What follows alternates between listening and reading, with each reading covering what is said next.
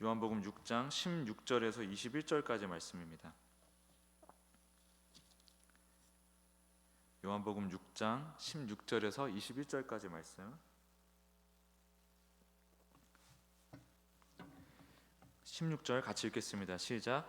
저물매 제자들이 바다에 내려가서 배를 타고 바다를 건너 가버나움으로 가는데 이미 어두웠고 예수는 아직 그들에게 오시지 아니하셨더니 큰 바람이 불어 파도가 일어나더라.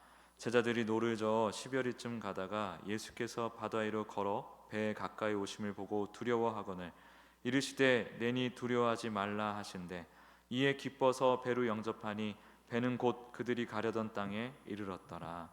아멘. 오늘 이 말씀을 본문으로 왜 내 인생에 풍랑이 있을까? 왜 내 인생에 풍랑이 있을까라는 제목으로 말씀 증거하기 원합니다. 어둠이 짙게 내려앉은 바다 위에 제자들의 배가 떠 있습니다. 큰 바람과 파도가 그들을 사정없이 덮치는 와중에도 그들은 목적지를 향해서 어느 목적지에 닿기 위해서 자신들의 모든 힘과 노력을 쏟아붓고 있습니다. 그러나 밤이 깊도록 배는 조금도 나아가지 못하고 오히려 혼돈 속으로 깊이 빠져들고 있습니다. 요한복음은 이 장면을 통해서 우리가 어디로 가야 할지 그 방향조차 모르는 채 나아가는지 멈춰있는지조차 모르는 알 수 없는 우리의 연약한 삶의 모습을 보여주고 있습니다. 우리가 사는 이 세계의 본질을 잘 생각해 봐야 됩니다. 이 세상은 나를 하나님처럼 여기려는 내 인생의 주인 노릇하고 하나님 노릇하는 하나님 반역자들이 이 득실득실하게 끊임없이 욕망을 발산하면서 그 욕망을 추구하면서 끊임없이 충돌하며 악을 생산해내는 곳이 바로 이 땅이라는 거예요. 죄가 악을 낳고 악이 다시 죄를 낳는 이 반복되는 악순환이 끊임없이 진행이 됩니다. 그래서 내 인생에 일어나는 여러 가지 풍랑들은 내가 뭘 잘못해서 일어나는 일도 있지만 그것과 상관없이 이 세상의 본질 자체가 그렇게 악으로 가득 차 있기 때문에 죄로 굴러가는 세상이기 때문에 어쩔 수 없이 나에게 불어닥치는 풍랑이 있을 수밖에 없다는 거예요. 이것은 끝없는 혼란과 허무함 그리고 무지, 어둠을 상징하는 것입니다. 가리키는 것입니다. 이러한 세상 가운데 사는 우리의 삶이 혼란과 혼돈이고 무지요, 허무요, 어둠이라는 거예요. 이것이 우리 삶의 기본값이라는 것입니다. 기본값.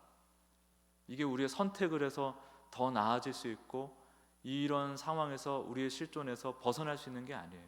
우리 인간은 전부 다 이런 풍랑을 안고 살아갑니다. 이런 질문을 할 수도 있죠. 아무 삶의 문제가 없이 순탄하게 사는 사람들은 풍랑이 없는 거 아닙니까? 근데 만약에 그 사람이 예수님을 모른다고 하면 그 사람은 무지함의 풍랑 속에 있는 거예요. 무지함. 하나님을 알지 못한 상태에서 사실 자신이 지옥에 속한 자인지도 모른 채 하나님의 반역자인지도 모른 채 그냥 이 짧은 생애를 즐기고 있는 것 뿐이잖아요. 굉장히 어리석고 굉장히 허무한 인생이라는 거죠. 우리 모든 인간의 삶이 다 그렇다라는 거예요. 예수 그리스도의 빛이 없는 상태, 그게 이 세상의 모습이라는 것입니다. 제자들이 노를 젓고 또 젓습니다. 그러나 폭풍우가 그들의 모든 시도를 무력하게 만들죠. 아무리 노를 저어봐야 이게 지금 어디로 가는지, 지금 나아가고 있는지 나아가지 못하고 있는지 이런 것조차도 분간이 안 되는 거예요. 노는 열심히 져야 되는데 근데 풍랑이 끊임없이 몰아치면서 그 모든 시도를 굉장히 허망하게 무력하게 만든다는 것입니다. 이것은 오직 자신의 힘과 능력에만 의지하려는 인간의 이 죄된 뿌리, 이 죄된 본성을 드러내는 장면인 거예요. 우리는 우리를 스스로 구원해낼 수가 없습니다. 우리 인간의 삶이라는 게 지금 풍랑 속에서 노젓고 있는 제자들 같은 모습이라는 거예요. 우리는 일단은 어디가 어딘지 잘 모릅니다.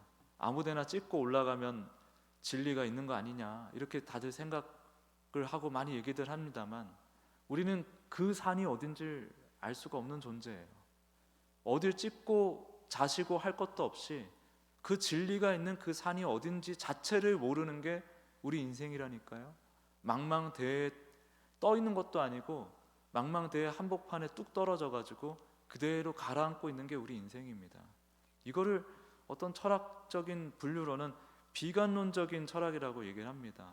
근데 비관론적인 철학이 아니에요. 인간의 실존을 계속해서 들여다보면 이렇게 얘기할 수밖에 없습니다. 하이데거 같은 실존주의자들은 뭐라고 했습니까? 인간은 죽음 앞에 너무나 무력한 존재라고 얘기해요. 죽음을 향해 가고 있는 존재. 심지어 피투성이라는 말을 얘기하죠. 피투성은 막 피를 줄줄 흐르고 있다는 그런 얘기가 아니라 실체가 아니라는 거예요. 이 인간이란 존재 자체가, 나라는 존재 자체가 다 비추어진 존재라는 것입니다. 비추어진 존재. 그렇게 허망하고 혼돈한 세상, 혼돈한 삶이라는 거예요. 그게 지금 이 제자들의 노젓는 모습을 통해서 보여주고 있는 것입니다. 그런데 또 한편으로는 뭐냐면은 이런 노젓는 가운데 이러한 것들이 다 허망한 것이구나, 의미가 없는 것이구나, 우리가 이런 식으로 해서는 안 되겠구나 라는 것을 깨닫는 것도 굉장히 큰 은혜입니다. 그것을 모르고 사는 사람들이 훨씬 많거든요. 성경에서 무적행이라는 단어가 나오는데 그 무적행은 뭐냐면 바닥이 없는 동굴이란 뜻이에요. 끝없이 떨어지고 있는데 본인이 떨어지고 있는 줄도 모르고 있는 상태, 그게 무적행이에요. 그 무적행은 어떤 특별한 장소를 의미하는 게 아니라 하나님과 끊어져서 살고 있는, 스스로 하나님 노릇하는 그 죄인의 삶을 얘기하는 것입니다. 우리 인생이 그래요. 끝없이 떨어지는 줄도 모르고 떨어지고 있어요. 그러고 있다 보니 그 너무나 무지 그 상태에 있다 보니까 헛된 것을 계속 찾으면서 헛된 것에 매여서 살아가는 것입니다. 제일 한심한 게 뭐겠어요?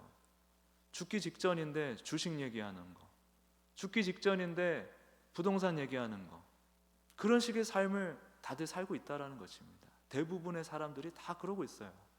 근데 그 중에서 혹 누군가가 우리 인생의 실존이랑 인간의 실존이 이렇게 허무하고 혼돈한 것이구나 라는 것을 깨닫는 것은 굉장한 은혜라는 것입니다. 굉장한 깨우침이라는 거예요. 이것이 물론 그 깨우침에서 그치면은 아무것도 아니죠. 그걸 어떻게 해결할 것이냐까지도 나아가야 되는데 대부분의 구도자, 철학가, 종교가들은 그렇게 고민만 하고 인간은 인생 자체가 고통이야, 답이 없어 하고 그냥 끝났어요. 우리 그리스도인들은 하나님께서 반드시 이 풍랑 속에서, 세상의 풍랑 속에서 무력감을 경험하게 하시면서 우리 인생의 부질없음, 우리 인간의 가능성에 기대는 그것이 얼마나 허망한지를 폭로해 주십니다. 그래서 우리로 하여금 깨닫게 하시는 거예요. 하나님만 진짜다, 예수님만 나를 진짜 삶을 살게 하시는 주인이시다, 하나님이시다라는 것을 깨닫게 하시는 겁니다.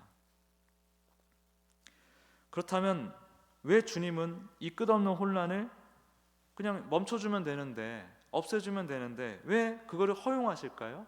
풍랑은 하나님께서 주시는 건 아니에요. 아까 말씀드렸다시피 인과율의 세계에서, 지금 우리는 인과율의 세계에 살고 있지 않습니까? 원인 없는 결과가 없잖아요, 그렇죠? 이 상태에서 끊임없이 죄인들이 스스로 하나님 노릇하는 그 죄로서, 죄 안에서 뭔가를 말하고 행하면은 뭐가 나오겠습니까? 그게 다 악인 거예요, 다. 사실은 우리 눈에 도덕적으로 옳아 보이고 좀 잘못돼 보이고 이거랑 상관이 없어요. 하나님 보시기에는 그저 소경들이, 그저 무지한 자들이, 그저 죄인들이 끊임없이 생산해내는 가시와 엉겅퀴들입니다. 그 가시와 엉겅퀴들이 인과의 안에 들어가서 계속해서 또 다른 가시와 엉겅퀴를 생산해내는 과정을 거치는 것이죠. 그래서 풍랑이라는 것은 대개 우리가 다 만들어낸 거예요.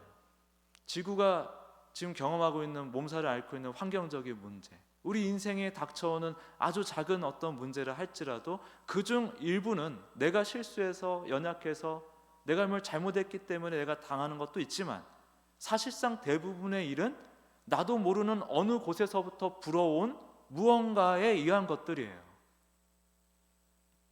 근데 그 풍랑, 그러니까 오해하지 마시라는 겁니다. 하나님의 풍랑을 우리에게 일부러 막 불어닥치게 하시는 분이 아니라는 겁니다. 우리 죄인들의 삶이 지옥이라니까요. 아수라장이에요.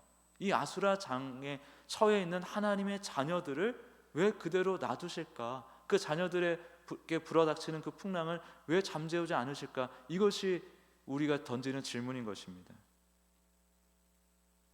주님은 우리의 생각을 아득히 뛰어넘어서 일하시는 분이에요. 우리 인과유적 사고의 한계로는 하나님의 일하심을 다 가늠할 수가 없어요. 짐작할 수가 없어요. 하나님께서는 굉장히 기쁘신 당신의 뜻을 우리의 삶 가운데 이루시는데, 그것을 우리가 살펴보면 첫 번째는 우리가 스스로를 구원할 수 없는 죄인임을 깨닫게 하세요. 앞에 계속 얘기했죠. 인간의 실존에 대한 깨달음, 깊은 깨달음. 구도로도 거기까지는 갈 수 있어요. 돌을 닦으면 철학을 거듭하면은 거기까지는 갈 수 있어요. 인간의 실존에 대한 절망적인 실존까지는 다 누구나 관심을 가지면 깨달을 수 있습니다. 물론 관심이 없어서 문제지만 어쨌든 관심을 가지고 깨닫는다 하더라도 그 해결책까지 이룰 수 있는 건 아니라고 말씀드렸죠. 근데 우리 그리스도인들은, 창세전에 택정하신 하나님의 자녀들은 이 땅에서 살면서 반드시 우리가 우리 스스로를 구원할 수 없는 죄인임을, 우리의 불가능성을 아주 처절하게 깨닫게 하신다는 거예요. 인간의 그 어떤 노력으로도 이 죄악의 세계를 벗어날 수 없음을 철저하게 드러내십니다. 그래서 성경에서 보면 로마서 3장 20절 보면 율법을 지키는 행위로는, 이게 뭐냐면 죄 안에 갇힌 인간의 연약함을 나타내는 표현인데, 의롭다 하심을 얻을 육체가 없다라고 얘기를 해요. 스스로를 구원할 수 없다는 것입니다. 어거스틴이라는 사람이 뭐라고 했냐면, 평생 이분이 강조했던 게 뭐냐면 오직 하나님의 은혜만이 우리를 구원한다고 평생 동안 이 얘기를 하다 가셨습니다. 어거스틴. 주님은 이 풍랑을 통해서 우리의 시선을 오직 무리를 걸어오시는 유일한 구원자에게만 고정시키길 원하세요. 근데 어둠은 스스로 어둠임을 깨달을 수가 없습니다. 빛이 비춰져야만 어둠이 내가 어둠이었네 라고 자각할 수 있는 것이지, 어둠은 스스로 어둠임을 깨달을 수가 없어요. 그래서 예수 그리스도라는 빛, 예수님이 우리를 찾아오시고 이렇게 말씀을 통해, 예배를 통해, 기도를 통해, 또 일상의 여러 가지 만남과 사건을 통해서 찾아오시는 것입니다. 그것을 통해서 우리로 하여금 나는 스스로를 구원할 수 없는 절망적인 죄 안에 갇힌 존재다라는 것을 자각하게 하신다는 것입니다. 두 번째는 주님의 거룩한 자녀로 빚어가기 위해서 이 풍랑을 허락하신다는 거예요. 풍랑이라는 것은 우리를 다듬는 하나님의 도구예요. 도구. 토기장이가 진흙을 그릇으로 빚어낼 때 강한 압력을 줍니다. 강한 압력. 그냥 대충 이렇게 조물조물 초등학생이 이렇게 점토 가지고 만드듯이 그런 식으로 만들지 않죠. 진짜 전문적인 토기장이는 아주 정교한 힘과 기술을 발휘해서 그 그릇을 만든다는 거예요. 그 기술, 그 정교한 힘, 그게 풍랑을 통해서 우리에게 작용을 한다는 것입니다. 끊임없이 그 진흙 반죽은 어떻게 돼요? 계속 흔들리고 만져지고 변형되고 막 내팽개쳐지기도 하고 막 여러 가지 자극을 받지 않습니까? 그런 자극, 그런 흔들림, 그런 하나님의 손대심을 통해서 우리 안에 있는 교만과 탐욕을 폭로하시고 걷어내시고 회개케 하시고 오직 예수님을 나의 주 나의 하나님으로 고백하게 하신다는 것입니다. 그러므로 인해서 하나님께서는 결국 우리에게 뭘 원하시는 거냐? 여러분, 효도라는 게 뭐라고 생각하세요? 효도라는 게? 효도는 다른 게 아니라 부모님의 나를 사랑하시는 그 진심을 나이가 들어가면서 깨달으면 그게 효도가 되는 것입니다. 엄마의 엄마 되심, 아빠의 아빠 되심, 이런 것을 내가 나이가 들어가면서 깨달아가면 그게 효도가 되는 거예요. 하나님도 효자를 원합니다. 효녀를 원합니다. 하나님의 마음을 알아들이는 사람, 하나님과 진짜 친구가 되는 사람, 하나님과 진짜 가족이 되는 사람. 그래서 하나님이, 근데 그게 우리 이 죄 안에 갇힌 존재로서는 그게 불가능한 일인데 하나님께서 그것을 위해서 우리를 계속해서 조물조물 만들어 가신다는 거예요. 지나가는 아줌마한테 뭐 얻어먹기 위해서 엄마라고 부르는 거랑 진짜 엄마기 때문에 내가 이것저것 누리는 거랑은 다르잖아요. 똑같이 엄마 하고 겉으로는 똑같이 엄마와 자녀의 관계처럼 보이지만은 그 본질이, 관계의 본질이 완전히 다르지 않습니까? 하나님은 진짜 친구, 진짜 가족으로 우리를 완성해내길 원하세요. 그래서 하나님께서 이 풍랑을 허용하시며 인생의 여러 가지 만남과 사건을 통해서 우리의 불가능성과 하나님의 우리를 향한 그 사랑의 진심, 그리고 구원의 능력, 우리를 위해서 예비하신 하나님 나라, 여기서 누리게 될 지극한 영원한 행복, 이런 것들을 우리에게 끊임없이 평생 동안 가르쳐 주시는 것입니다. 그래서 우리가 어떤 순종과 헌신을 내놓는다 하면은 그것은 구원의 조건이 될 수가 없는 거예요. 이미 구원받은 자녀가 하나님의 그 인도하심, 가르치심, 사랑하심을 조금씩 깨달으면서 내놓는 것이 바로 우리의 순종과 헌신이어야 하는 것입니다. 슬픈 장면 중에 하나가 뭐냐면 5살짜리, 6살짜리 이혼 숙녀 캠프를 보니까 이런 장면들이 많이 나와요. 되게 부부가 사이가 안 좋고 아이들에게 감정을 전가시키고 투사시키는 경우가 많습니다. 되게 비정상적인 관계가 되는 거예요. 근데 그 아이들이 너무너무 철이 드는 거예요. 그 과정 속에서 부모님은 오히려 정서적으로 돌보고 있더라고요. 5살짜리가 아이인데, 자녀인데 부모님 흉내를 내고 있는 것입니다. 또 안 혼날라고 벌벌벌 떨면서 벌벌벌 떨어요. 그런 자녀의 모습 하나님이 기뻐하실까요? 아니라는 거예요. 우리의 순종과 헌신은 철이 들어가면서 내놓는 것으로 충분한 것입니다. 우리가 몰두해야 될 것은 어떤 행위를 내놓느냐가 아니에요. 내가 하나님을 얼마나 알아가고 있느냐, 하나님과 얼마나 친밀해져 가고 있느냐, 그게 가장 중요한 것이고, 거기서 우리의 믿음의 행위가 자아내지는 것입니다. 우러나오는 거예요. 그래서 내가 하나님을 충분히 알지 못한다, 그러면 알기 위해 더욱 힘써야 되는 거예요. 그리고 알아가다가 어느 순간이 나옵니다. 어느 순간 7살짜리에 머물러 있는 줄 알았더니 어느 순간 사춘기를 지나서 성인이 된 거예요. 그 성인으로서 믿음의 실력을 발휘해야 될 때 자연스럽게 그것을 할 수 있게 됩니다. 그것을 내가 알게 돼요. 그러니까 억지로 순종과 헌신을 드리기보다는 우리는 부단하게 예수님과의 관계에 힘을 써야 되는 것입니다. 그게 우리 신앙의 본질이에요. 본질. 예수님 흉내내기, 따라하기, 성경의 인물들을 흉내내서 그분들이 누렸던 이 세상에 사실상 영원한 하나님 나라에 비하면 너무나 보잘것없는, 거기에 그것을 나도 좀 얻어볼까, 누려볼까 싶어서 그 인물들이 흉내내는 그런 신앙은 사실상 신앙이 아닌 거예요. 하나님 입장에서는 오히려 하나님을 슬프게 하는 모습이라는 거죠. 그래서 우리가 꼭 기억해야 될 것입니다. 그래서 이 풍랑을 통해서 하나님이 우리를 하나님의 거룩한 자녀로, 친구로 빚어내길 원하신다라는 것입니다. 세 번째는, 이것은 굉장히 중요한 포인트입니다. 하나님의 하나님 되심을 드러내는 도구로서 우리를 사용하시기 위하여 풍랑을 활용하신다는 것입니다. 구약의 예레미야와 이사야를 보세요. 이런 사람들 풍랑 속에서 온갖 고난 속에 인생이 던져졌습니다. 그리고 그 삶 자체가 살아계신 하나님의 증언이 되었어요. 여러분, 마태복음 5장에서 뭐라 그러냐면, 우리로 하여금 너희는 세상의 소금과 빛이다 라고 얘기했죠. 세상의 소금과 빛이 되라고 말씀한 게 아니라 세상의 소금과 빛이라고 얘기했습니다. 이 얘기는 뭐냐면, 우리가 도덕적으로 깨끗하든 잘하든 못하든 이런 것과 사실은 상관없다는 거예요. 아브라함의 일생을 보십시오. 갈대아 우르의 우상 숭배자였던 아브라함이 하나님의 인도하심과 동행을 통해서 하나님을 누구보다 잘 알고 신뢰하는 진짜 친구이자 가족이 되었잖아요.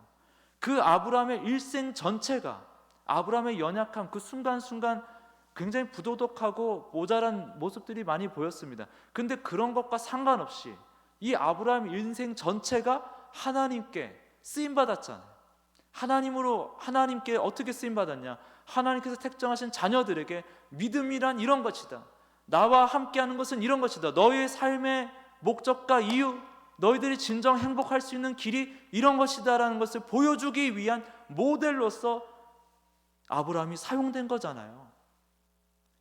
그래서 구약 시대에는 선지자가 그 선지적인 메시지를 노골적으로 말을 해야만 선지자적 역할을 했어요. 그러나 예수 그리스도 안에 이미 구원받은 우리들, 하나님의 자녀로 택정받은 우리들, 주님이 늘 동행하고 있는 우리는 이미 우리의 삶 전체가 하나님을 드러내는 선지자적 삶이 되는 것입니다.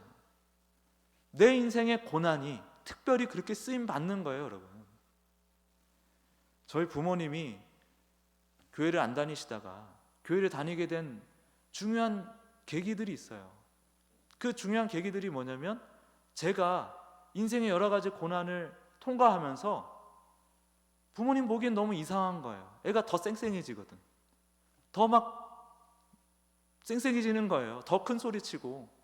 물론 제가 막 무슨 조울증 환자처럼 부모님 앞에서는 막 환하게 건강한 척하고 뒤에서는 우울한 척하고 이런 연기를 했던 것도 아닙니다. 그냥 삶을 그냥 살아낸 거예요. 하나님만 붙들고 예수님 붙들고 몸부림치면서 그냥 살아낸 고통의 시간이었죠, 사실은. 근데 우리 부모님이 봤을 때는 이 인생의 여정이 이상한 거예요. 저기에서는 좀 꼬꾸라지고 자빠져야 되는데 왜 쟤는 저기에서 잠깐 넘어졌다가 다시 또 일어나서 저러고 가고 있지? 희한하다. 나중에 저에게 뭐라 그러냐면 너는 하나님 거야 어차피, 이런 말씀을 기어이 하시더라고요. 제가 뭘 잘해서가 아닙니다. 저는 불효 자식 중에 상불효 자식이에요. 따지고 보면 부모님이 원하는 방향과 전혀 완전히 다른 방향으로만 열심히 살았기 때문에. 근데 그런 저의 인생을 통해서 하나님께서 우리 부모님에게 하나님의 하나님 되심을 증언해 내셨잖아요. 나의 어떤 결핍이 있고 어떤 지난 고난이 있고 도무지 납득할 수 없는 어떤 힘든 부분이 있다고 한다면 내 인생이 도대체 왜 이러지? 왜 이렇게 풀리지? 나는 왜 이렇게 태어났지? 나는 왜 이런 삶을 살고 있지? 그런 부분이 있다면 여러분, 그 부분이야말로 하나님께서 하나님의 하나님 되심을 드러내는 은혜의 통로로 쓰임받을 수 있다는 것을 기억하시기 바랍니다. 너무너무 중요한 사실이에요. 그래서 우리 인생을 함부로 판단해서 안 돼요. 함부로 점수 매기지 마세요. 내 인생 50점짜리였어 20점짜리였어, 지난 세월 돌아보니 제대로 한 게 하나도 없어, 이런 평가 함부로 내리는 거 아닙니다. 왜? 하나님께서 우리를 붙들고 계시기 때문에. 간혹이 아니라 자주 주님께서 날 붙드신다는 것이 체감이 안 돼서 그게 문제지만은, 꼭 이렇게 풍랑 앞에서 무력하게 좌절을 해야만, 밑바닥까지 가야만 겨우 하나님이 보여서 이게 문제지만은, 하나님은 그런 우리와 상관없이 우리를 창세전에 이미 택정하셨고 이 땅에 각자의 때에 이 땅에 보내서 누구의 자식으로 태어나게 하시고 누구의 자식으로 살게 하시고 그런 삶을 통해서 예수 그리스도를 또 만나게 하시고, 이 모든 것이 하나님의 계획 안에 있는 것입니다. 주님은 여전히 우리와 동행하고 계세요. 우리가 느끼든 못 느끼든 상관없습니다. 우리와 동행하고 계십니다.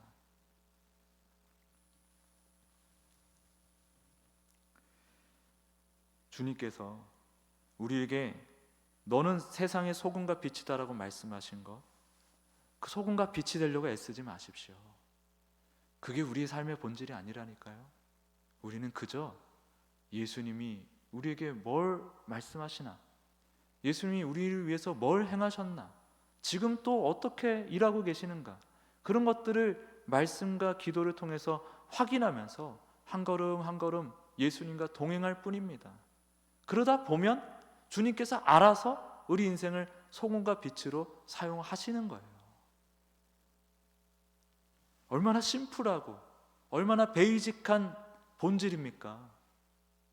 그냥 예수님만 붙들면 되는 거잖아요. 예수님만 잘 들여다보면 되는 거잖아요. 근데 우리는 주 앞에 뭔가 잘 해보겠다고, 제대로 해보겠다고. 우리 성경 공부 시간에 지금 기독교 역사를 공부하고 있습니다. 예수님이 승천하신 이후부터 성령님의 강림 사건 이후부터 지금 한국 교회에 이르기까지 세계 기독교 역사와 부흥사를 훑어보고 있는데 우리가 공통적으로 발견할 수 있는 게 있어요. 사람이 나름 애를 씁니다. 근데 그 이면에 늘 이상한 그림자가 항상 같이 있어요. 주님을 위해서라고 했던 그 모든 것 이면에는, 그러니까 그 모든 것 이면에 끊임없이 사고를 쳐대는 인간의 모습이 발견이 됩니다. 잘하려고 하지 마십시오. 그게 중요한 게 아니라는 거예요. 우리가 해야 될 거는 한 가지입니다. 예수님을 붙드는 것. 예수님과 이제는 호흡을 좀 맞춰가는 거죠. 자, 그러면 예수님과 호흡 맞추는 게 뭐죠? 말씀을 부지런히 읽는 겁니다. 말씀을 안 읽는데 어떻게 예수님을 만나요? 주님이 그렇게 중요하다면서 어떻게 성경을 안 읽겠습니까? 기도하는 거죠. 말씀을 통해 주님의 일하심이 나의 것이 되도록 기도하는 것입니다. 그렇게 될 때 주님이 경험되어지는 것입니다. 하나님을 만나는 삶, 경험하는 삶, 이것을 위해 힘써 기도해야 하는 겁니다. 우리를 향한 하나님의 원하심은 다른 게 아니에요. 성령님의 도우심을 힘써 구하며 말씀을 부지런히 읽고 배우고 그 가운데 예수님과의 깊고 풍성한 사랑의 교제로 나아가는 것, 이것은 인자한 요구이기도 하지만 굉장히 시급하게 우리에게 요구하시는 것이기도 합니다. 하나님을 너무나 우습게 알고 가벼이 여기는 이 세상의 풍조를 보십시오. 우리 교회 안에서도 마찬가지고 자발적으로 하나님의 이 뜻을 정말 순종하길 원한다면 우리는 오늘부터 말씀과 기도를 열심히 붙들고 나아가야 되는 거예요. 말씀을 맺겠습니다. 풍랑은 어차피 늘 있어요. 풍랑이 있고 없고 풍랑을 해결하고 말고가 중요한 게 아닙니다. 주님의 의도를 봐야 돼요. 주님의 의도. 미로가 있는데 그 미로의 목적이, 만든 사람의 목적이 그냥 빨리 통과하는 거라면은 실패해서는 안 돼요. 길을 헤매서는 안 돼요. 근데 그 미로의 목적이 이 안에서 뭔가를 배워야 하는 게 목적이라면 실패해야 되는 것입니다. 오히려 주님의 의도를 봐야 되는 것입니다. 우리에게 중요한 건 예수님과 진짜 가족이자 친구가 되는 것입니다. 그렇게 사는 것입니다. 그 핵심에 집중할 때 우리 인생에 일어나는 수많은 풍랑들은 오히려 우리에게 너무나 놀랍고 귀한 영적인 유익이 되는 것입니다. 기도와 말씀으로 주님과 동행하면서 영광스러운 이 성숙의 길, 주님과 함께하는 이 평안의 길을 걷는 모두가 되시기를 예수님의 이름으로 축복합니다. 우리 같이 찬송하겠습니다. 410장